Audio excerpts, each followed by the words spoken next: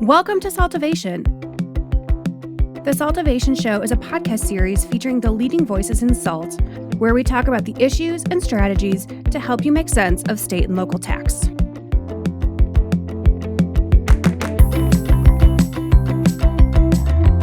Hello, everyone, and welcome to the SALTovation podcast. I'm Alex Korsian. Before I introduce the topic and our guest today, I think I'd like to share a really quick story as to how we got to the topic. I had a client call some time ago where they were sharing a story with me where they had a dispute with a subcontractor. They were in a contracting business, and the subcontractor escalated the dispute directly to the state. And the response from the state was, you should do X because we're the state and we know best and we say so. That really stuck with me for a while, and I've been percolating on this perspective that I think we as practitioners come across from time to time, and it led me to have this podcast. And the topic is the adversarial nature relationship between practitioners, taxpayers, the departments of revenue, and legislators, and how that has changed over time, if at all. And with that, I'd like to introduce our guest. Our guest today is Bruce Nelson. He has had a front row seat into these adversarial relationships for, I think, approximately 40 years. Bruce has been practicing and is now an instructor for the AICPA and an editor at the Journal of State Taxation, where he gets to dig into state controversy and highlight hot topics for a national audience. Welcome, Bruce, to the show. Thanks, Alex. And also, we have Judy Vorndran from SALTovation. Glad to have you here. Thank you, Alex. Let's dive right into it. I think, Bruce, when you and I spoke a little bit about this topic beforehand, and you mentioned that there is actually a larger picture here that ropes in political issues, economic issues, technological changes. Can you speak a little bit about how all that comes together to create the environment leading up to the Quail decision in 1992? Sure. Let me start by saying I do think that the relationship between taxpayers and tax administrators and legislators and so on and so forth has become more divisive, and the audits have become more difficult, and the states have certainly become more aggressive. And I think there are several larger issues that we sometimes forget about that are sort of creating that situation. I mean, not the least of which is, you could actually go back to, say, 1980 when Ronald Reagan won the election. Since that time, starting with Ronald Reagan and going forward, the federal government has been pushing more and more costs off of themselves onto the states. So the states need more money. At the same time, we're moving from, we all talked about this in all kinds of venues, from a manufacturing environment to more of a service, communication, information environment in terms of our economy. And so the traditional tax base is starting to shrink some since the 1950s and 60s, certainly. I think one other thing that's happened is there's institutional knowledge that's been disappearing. All the baby boomers like myself, and I want to thank you, Alex, for reminding everybody how old I am, since I've been doing this for 40 years. But young at heart, and young in disposition in many ways. Oh, Judy, you're so, Judy, you're so kind to old guys. Okay, so your parents raised you right. So one of the things, though, that I think has happened is that when a lot of the baby boomers who started working in the 1960s for revenue departments all started retiring in the, if not the late 80s, the 90s. And you had a lot of institutional knowledge that went out the door, a lot of experience that went out the door. And you have a lot of younger auditors now, newer folks in there who don't have that institutional knowledge. Because, for example, when I first started doing work with state and local, many times we could resolve so many issues on the audit. You would sit down with an auditor. The auditor had been around the block a few times. He or she was experienced, had some knowledge. And a lot of times you could settle a lot of smaller issues, not substantive issues, but smaller issues in the audit. And then if you had to file a protest and go forward, you only took the larger issues with you. That has largely disappeared in my experience. In my experience, the auditors come out, they put together their work papers, you sit down and go over the work papers with them. They say, yeah, okay, I understand. They don't change anything and they turn it in, and you have to file a protest to get rid of issues that ordinarily you could have resolved. And I think what's driving that is the states are under especially now with the pandemic, I think in the next 2 years, all the states are going to be focused on is trying to balance their budgets. So they're under enormous fiscal pressure for all of these reasons. Their pensions now are large because all of us baby boomers have retired. Well, except for me. I mean, it gives me pause when I look in the mirror in the morning, because I called Florida just the other day to talk to somebody down there about an issue, and the person said, "Oh no, he passed away 2 years ago, Bruce." Oh no. But no, I think one of the things that's happening is when I was at the Department of Revenue, for example, in the 80s, we got a lot of training. And Ted Middle, who was the chief auditor at that time, he wanted all of the revenue agents to get their certifications and become CPAs or whatever. You got time off to go to conferences and training. Now my understanding is if you want to go to a tax conference or training, that's fine. It's on your dime and it's on your time. You have to take vacation time to do that. Well, if you're a revenue agent, are you going to really take your own vacation time and pay for your own training at a conference, go to any sort of IPT or cost conference? I don't think so. And so we've got newer auditors with less training, less experience, many times through no fault of their own. And you've got states that are trying to get these auditors to do more audits in a shorter amount of time because fiscally they're being crunched by technological change, by economic change, by demographic changes. All those kinds of things, I think, led up to Quail and actually have continued since then. Judy, any thoughts? Well, I was just going to comment. What I think is also the case is you've got people who are used to doing things by paper. I mean, when I got started and did sales tax returns, I filled out coupon books. They did not fit in the copy machine. I had to actually open the lid, put the thing down, make a copy. I mean, then we transitioned to ACH, EFT filing. And so there's that transition in technology and wherewithal.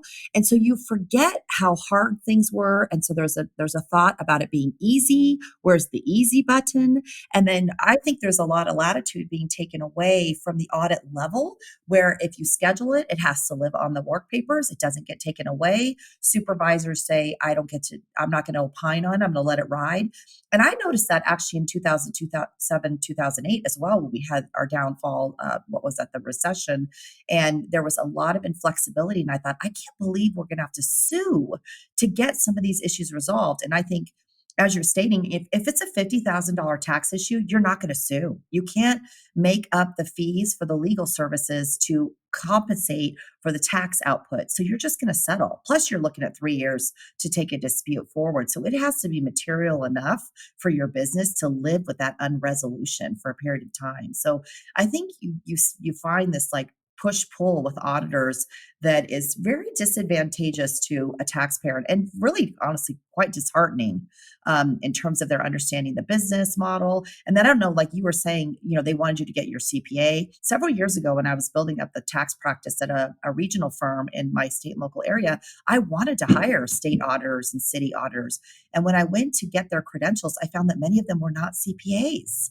So I thought, I can't bring them in. I'm an accounting firm. I need a CPA certification or they're never going to be able to advance. So you didn't always find that they had the right educational background to even work as a consultant. Mind you, they're at the state. So there was definitely a layer of education that was being skipped and thinking, okay, we'll just bring these people in and we'll train them on the job, which means they don't have financial background, which I think is problematic. You can't just train to an audit. You have to understand business as a whole.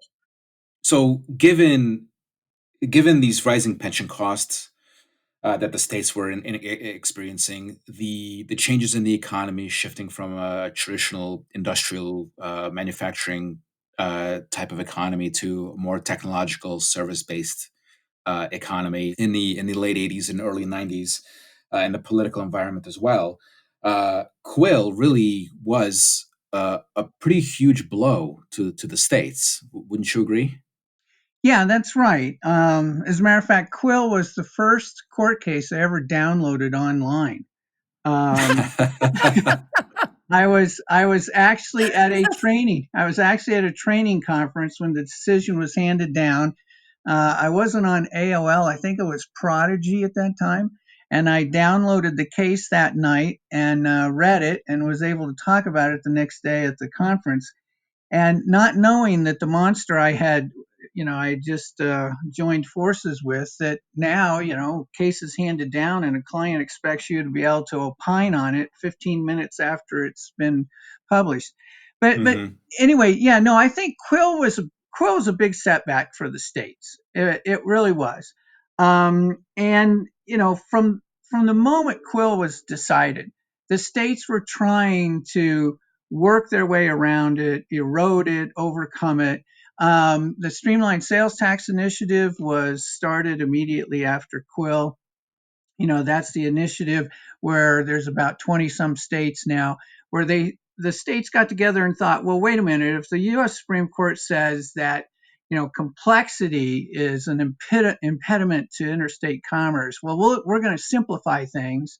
And once we get it all simplified, then we can go back to court and we can win in Quill, because you know complications and 5,000, 10,000 sales tax filing jurisdictions is not a problem anymore because we've simplified, not an impediment to interstate commerce.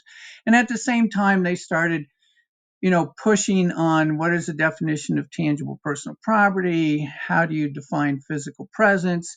To the point where now we've got this ridiculous standard that came out just a few years ago with, I believe, Ohio and Massachusetts, that cookies on your Yes. computer are physical presence. I mean, good Right. grief, give me a break.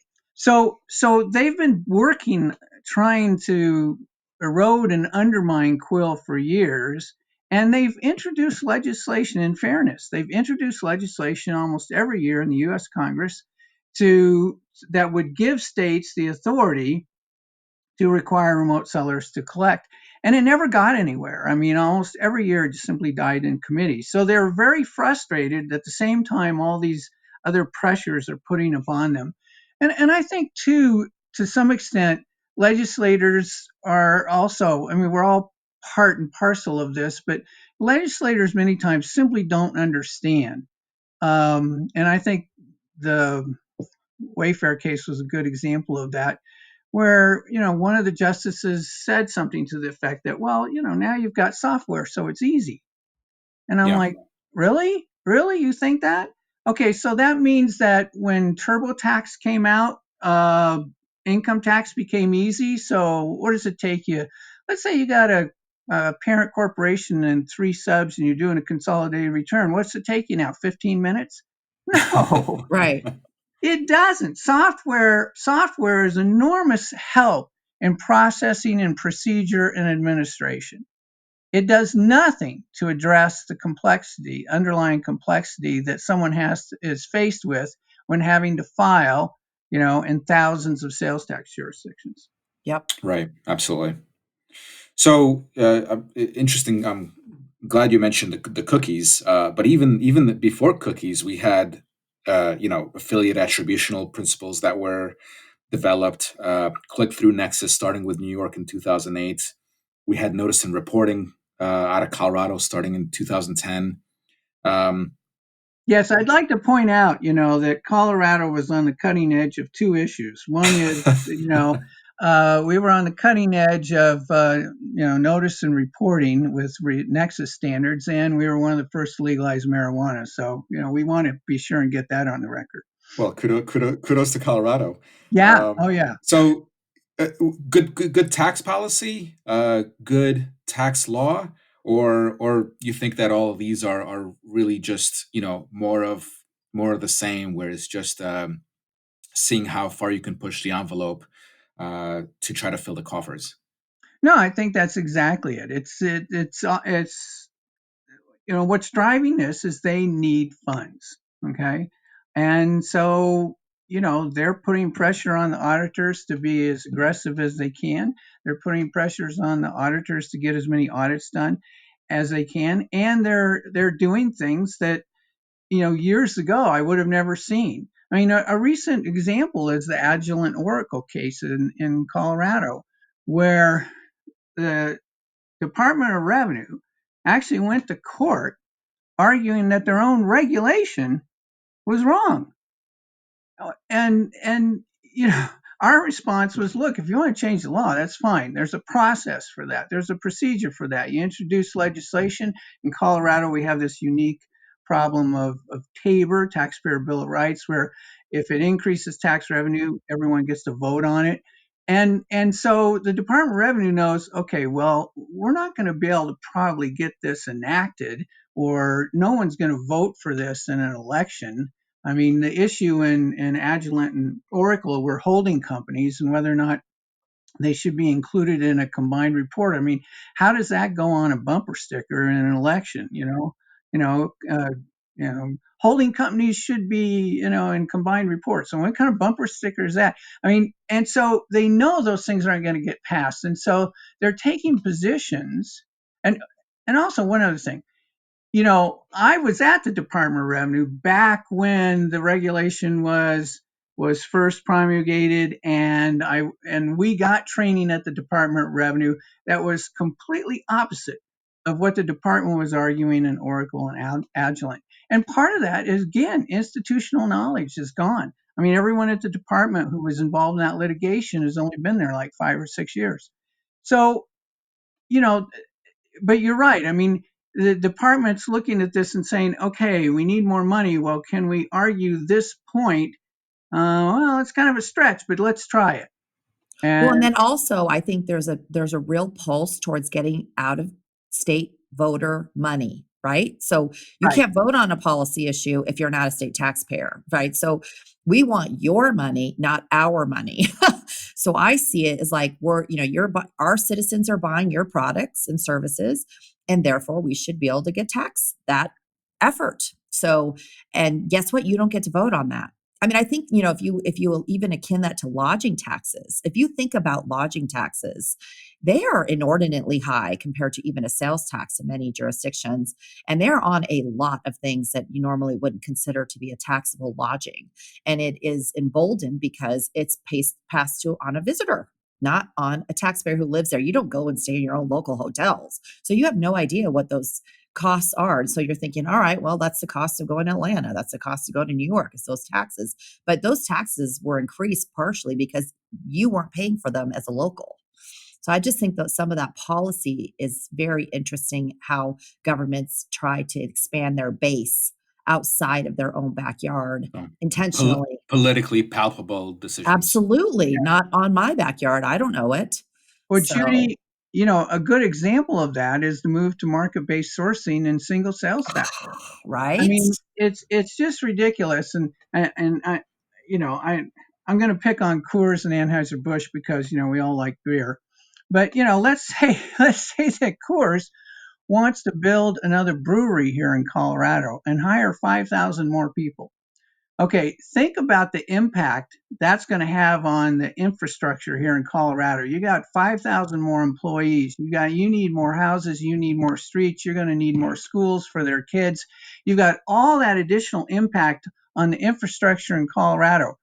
But Anheuser-Busch or Coors or any company, they could build that brewery and double their employees, and their taxes in Colorado would not go up a dime, because Colorado uses single sales factor. So essentially, we're exporting the tax outside of the state to, as you say, Judy, people who do not vote here. I mean, if you took, say, a little company in Goodland, Kansas, let's say they manufacture backpacks and they sell 90% of them into Colorado. When we had three-factor apportionment, payroll, property, and sales, okay, their sales factor would be pretty much the only thing they would have in Colorado, okay? But they had payroll and property, so you divide by 3, so it's mitigated, okay? Right. But now, when Colorado goes to a single sales factor, all of a sudden, that pulls in more tax revenue from that little manufacturer in Goodland, Kansas, into Colorado, where, as you say, Judy, they don't vote here, they don't live here. Right. So, yeah, Alex, you're exactly right. I mean, there's all these various things that are moving in the same direction of trying to increase the tax base and become more aggressive while doing so. And, I don't know that we even talked about what Quail meant, which was the substantial physical presence. That was the law of the land. And then the word substantial is what's been slowly but surely eroded to 1 day, in Michigan and California specifically, 1 day. How could that possibly be substantial? So, this pivot to Wayfair, even the economic threshold. I mean, I have a client that sells a $5 thing. If they sell 200 of them, which is not very much money, in terms of a revenue, is they have a duty to collect the tax in states with that threshold. So it's, some of this doesn't really make sense in terms of materiality, even from a 1 day perspective, in my mind. You have a remote employee, you have nexus in a state. That's crazy. Why? And now today with COVID, of course, you're going to have remote employees. In fact, probably more so than we've ever seen before. So why should that be a detriment to you to hire the right person wherever they want to live and let them work remotely and create a nexus for tax purposes? So there's a lot of things that I don't think make sense from a doing business perspective that impact taxpayers' duties across our land, even if they're not making any money from people in that state where that remote employee is. Yeah. Well, before we get to COVID, and I do want to touch on that, let's talk about Wayfair a little bit. And I know that most of our listeners are probably very, very Wayfaired out, but let's talk about it from another perspective. So it kind of sounds like leading up to Wayfair, we've had an upward trajectory of adversity. With Wayfair, as opposed to Quail, the states have scored a huge, huge victory. They've, in my mind, they could not have gotten a better result. So does that lead to a kinder, gentler state? Does that lead to eased tensions? Does that lead to, taxpayers and departments of revenue holding hands and skipping off into the sunset? Alex, you're so young. You're so young. Someone once said, a comedian once said, every year I become more cynical, and it's never enough. No, I don't think that's going to happen. I mean, and particularly because of COVID. I don't think it was going to happen even without COVID. But with COVID, I mean, think about this. Most states have a constitutional requirement to balance their budget. They have to bring in more money, and they have been crippled by this COVID pandemic financially.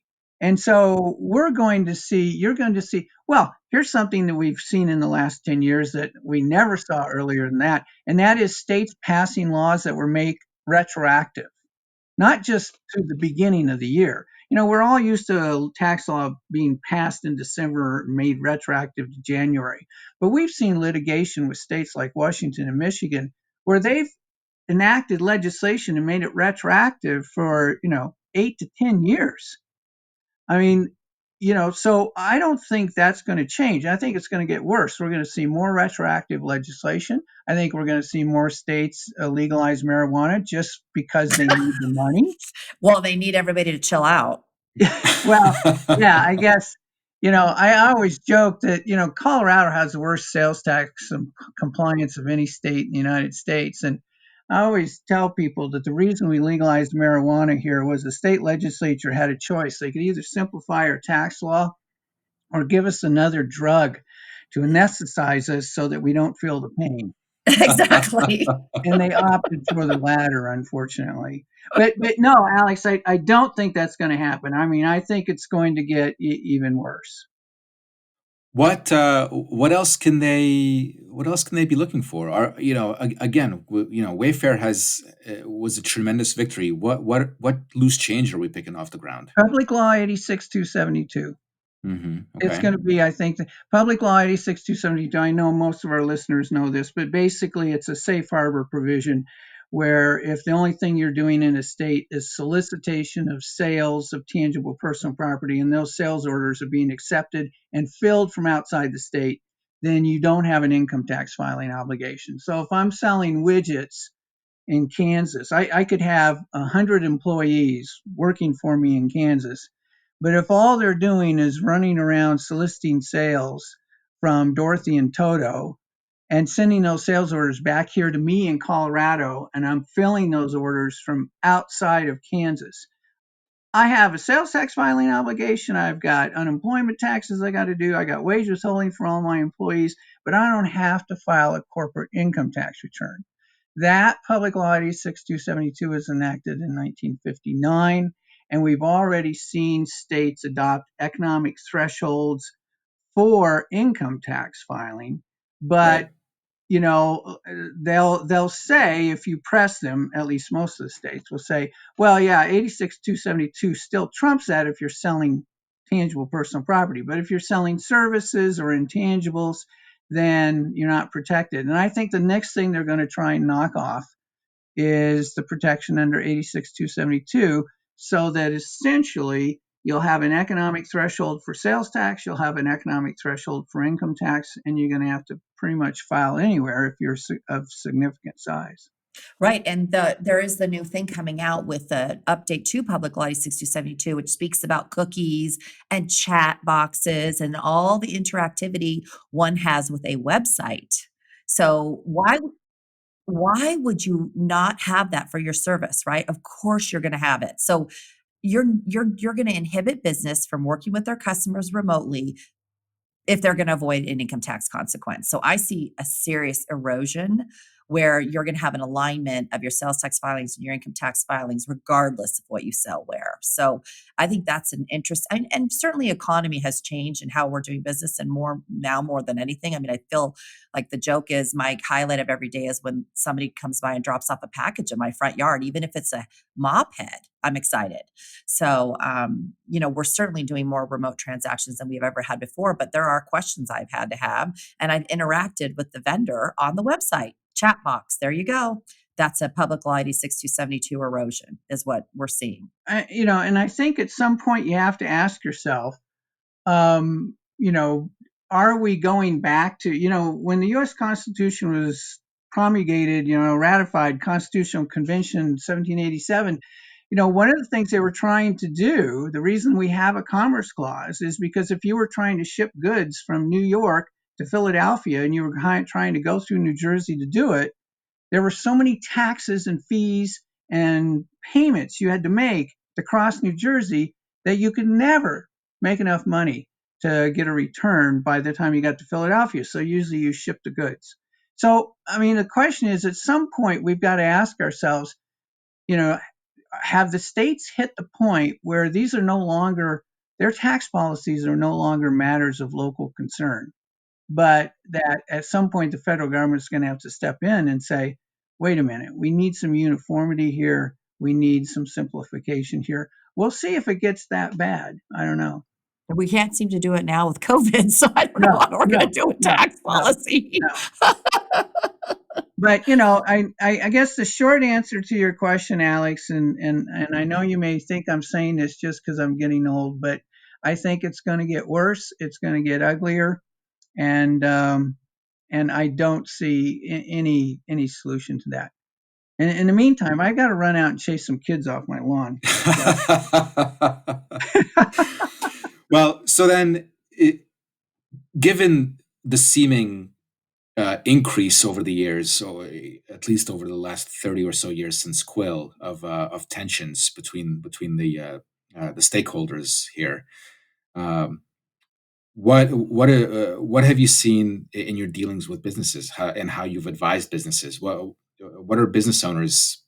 What should they be expecting? I mean, from my perspective, at least, it does appear that there are fewer and fewer taxpayer victories when I read case law these days. I think that's true. I mean, a couple of things. I used to have this conversation at least once a week. a client would come in and I would say, okay, you're filing in 4 states. You really should be filing in 13 states. And they would say, okay, Bruce, we don't have the bandwidth to do that. We don't have the resources to do that. We don't have the sophistication to do that. I tell you what I'll do, Bruce, just to cheer you up, is I'm gonna start filing in 8 states, but those 8 states are going to take care of maybe the old 80-20 rule comes into play. It takes care of 80-90% of my exposure. I'm going to file there. These other states, if Arkansas wants their $2,100, they're going to have to come after me. And that's a business decision that they have to make. And more businesses are making that decision of, okay, where can we file to take the biggest bite out of our tax exposure, because we simply cannot file, in all the jurisdictions we should be filing. Now, as a CPA, I can't tell them you don't have a filing obligation, but as a business owner, they can come back and tell me, look, this isn't from a cost benefit analysis. This doesn't make any sense to me, Bruce. I'm not going to file in Arkansas or whatever the state it is. So that's one conversation. And the second conversation I think I have many times is, as Judy mentioned earlier, you got a $30,000, $50,000 assessment. It's going to cost you $50,000 just to get to district court. So, and even if you have a good argument, let's say you think you're 70, 80% going to win. I mean, are you going to spend $50,000 and maybe not? I mean, and so there are a lot of businesses that they're losing cases because they're not even bringing the cases forward. Okay. So I think it's going to persist. Well, and I think the other thing that's interesting is I think as business owners talk to one another, right? Nobody says, "Oh, I got nailed on this audit and it was a really bad." Nobody talks about it, right? So there's a lot of secrets and shame, honestly, for missteps or misperceptions. And I don't think that's a fair look at it. But I have clients who say to me, "Oh, I can't tell them I didn't do it right for the last couple of years. I'm just going to have to eat it." And I'm thinking, no, absolutely not. You can re-invoice them for the tax you didn't charge them. Rightfully so. It was their money, or ask them to tell you if they did something with your invoices and paid the tax directly via audit or otherwise. But there is this shame and there's this lack of transparency because audits are settled and they are never put in the public forum. So unless you and I knew about it and talked to one another and shared stories, there's nothing to read about that audit result. So you really don't even know sometimes what the government is doing to do a deal with this guy or not with that one, because audits have no precedential value. So an audit, I have a situation now where we took a case to court. We did lose, and the auditor's coming in and doing an opposite. Now, same jurisdiction. Oh, we thought it was this last time, and now we're doing this. I'm like, we have a court case that says it's this. Did you read it? So that's very disheartening to have to actually straighten the auditor out and say, why are we going here when this was already addressed, asked, and answered by a court of law? Because we wanted assurance for exactly the reason we're dealing with right now, which is they're changing their stripes and going for a different angle. So I think there's just a lack of sharing. It's sort of secret, and there's so many jurisdictions and there's so many different types of taxpayers that taxpayers don't really have the wherewithal, the information. And frankly, it's the last thing they want to think about. They want to get their invoices out there. They want to get their product out there. They want to just help their customers and move on. And then tax is just the ugly afterthought. And let me add this one thing too, Alex. In all fairness, it hasn't all been the states. I mean, taxpayers have become much more aggressive in their tax planning, and things like that, and more sophisticated.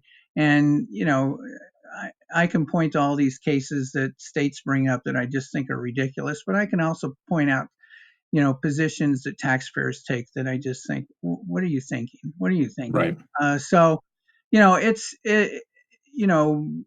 taxpayers and attorneys and accountants, we have our share of blame here too. That makes this situation worse. It sounds like the next couple of years are going to be interesting. Even with the Wayfair audit cycle starting to pick up, and now with the COVID fiscal pressures mounting, it'll definitely be interesting to see what happens from an audit perspective and from a legislative perspective.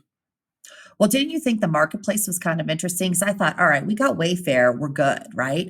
But now we're enacting marketplace laws. I mean, I think we're at plus 30 something states with marketplace laws now, maybe even more of the 45 that have a sales tax. And I thought, that's asked and answered. You got a Wayfair threshold. So why do you need this marketplace thing? So that we are even seeing that legislation continuing to pass has really surprised me. And who is a marketplace and who isn't? And, is Shopify a marketplace? Is a credit card processor a marketplace? I mean, good golly, like what the heck is everybody doing to get the money, right? But I just think there's some surprising results that have happened post Wayfair. And certainly you're going to see whatever it is to, deal with the coffers being emptied. So, and pushing that to whoever they can to get multiple parties to have to deal with the consequence of sales tax collection at a minimum. I think it's going to get a couple of observations. One, I think it's going to remain to be difficult for quite a while. I think it's going to get uglier in the next couple of years. But at the same time, there's going to be a lot of interesting issues. For those of us who love tax, this is going to be a fascinating time to be in it. I confess, and Judy, I'm sure she would confess this too. A client comes in, they've got these horrible problems, and they don't share our enthusiasm for their problems. I've experienced that, yes. Yeah, we find it's really, really fun and interesting, and go, oh, this is really, and then you have to stop yourself and say, I'm sorry, yeah, well, we'll help you with this. No, and the new businesses. I mean, when you think of gaming and I'm going to do this and, even businesses that have hotels and they're being more creative in what their offerings are outside of lodging. I mean, there are so many things that business does to get a market to help their customer to sell the thing or the service. And all of those have not been anticipated by the tax law. So it's a very fun puzzle to figure out. And so you have to put your thinking hat on and come up with a broad strategy in order to, showcase what they can do. And then to my mind, I like to be in control of that tax direction and not be at the whim and fancy of an auditor. So I'm controlling the narrative.